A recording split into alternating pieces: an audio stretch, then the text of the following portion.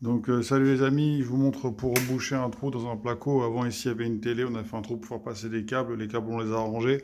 Et ici donc il y avait un trou qui était un peu pas tout à fait rectangulaire. J'ai coupé pour le rendre rectangulaire. Ensuite ici j'ai pris un bout de bois de cette dimension-là. Je l'ai coupé ici sur un plan de travail avec la scie sauteuse.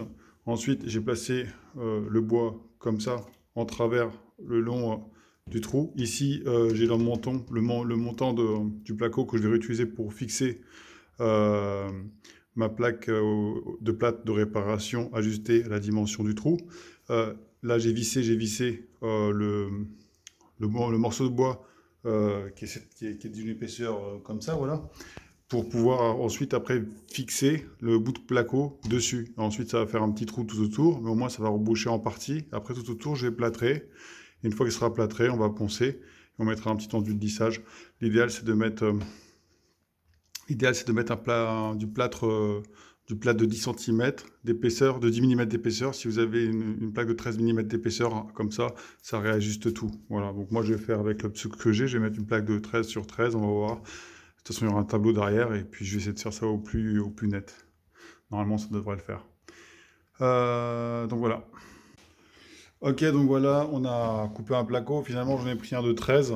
Voilà, je vais ajuster tout ça. Là, je vais enlever tous les petits trucs qu'il y a autour, là, comme ça on enlève pour que ça sorte pas. Là, il y a des petits trous de la dernière fois. Je vais un peu poncer ensuite. Je vais poncer vite fait autour de tout ça.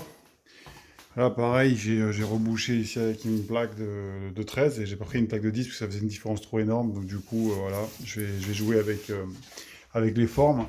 Ici, il y avait des petites marques de marqueurs. J'ai mis un petit coup de perceuse, vous savez, c'était au marqueur. Donc en fait, j'ai percé comme ça. J'ai juste percé comme ça. Je vais vous montrer c'est quoi l'outil. Et j'ai plâtré pour lisser le mur. Là, pareil, il y avait des chevilles papillons, enfin des chevilles mollies. Je les ai enlevées avec un forêt de 8 à métal. Voilà, puis là je vais pareil, j'ai poncé un petit peu. Là j'ai tout poncé, tout préparé pour. Pareil ici il y avait des vis mollies. Ici aussi il y avait des vis mollies. Là-bas aussi vous pouvez voir il y avait encore un trou. Je l'ai rebouché pareil. Dans le même. Dans la même technique. Là pareil il y avait une vis molly, je l'ai enlevé. Et en fait je vous parle exactement de cet outil. Voilà. Cet outil-là qui m'a permis de faire les trous un peu biseautés pour que je pense que le plaque va mieux tenir comme ça. Voilà, ça fait un petit biseautage à l'intérieur et ça va permettre au plaque de mieux tenir. Bon voilà. Donc voilà, ici j'ai poncé. Je sais pas si c'est un coup de ponçage, ça se voit pas tellement, mais c'est poncé. Ici c'est poncé. Là c'est poncé, je prends du recul. Bon, bref, en gros j'ai poncé tout le mur, vite fait, enfin les endroits où c'est pas lisse.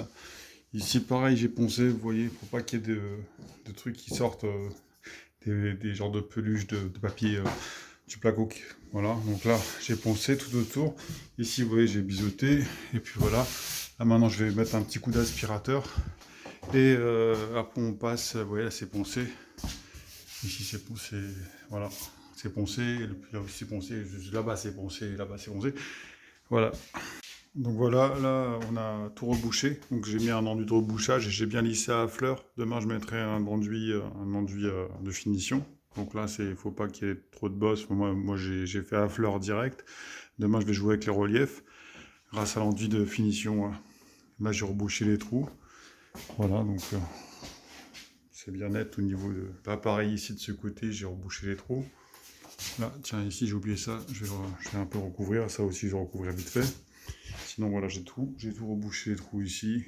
Pareil, il y a plus de lumière. Vous voyez là, il y a le joint armé que j'ai collé tout autour pour fortifier l'enduit de rebouchage. Puis demain, on va mettre un enduit de finition pour que ça soit bien lisse.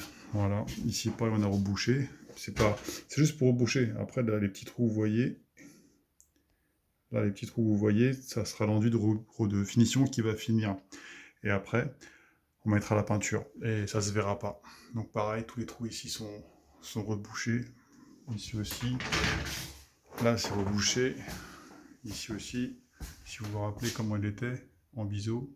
Là, c'est bien rebouché. Limite, il n'y a même pas besoin de mettre dans une finition. Quoi. Le fait de faire le trou en biseau, c'est-à-dire comme une pyramide, quoi.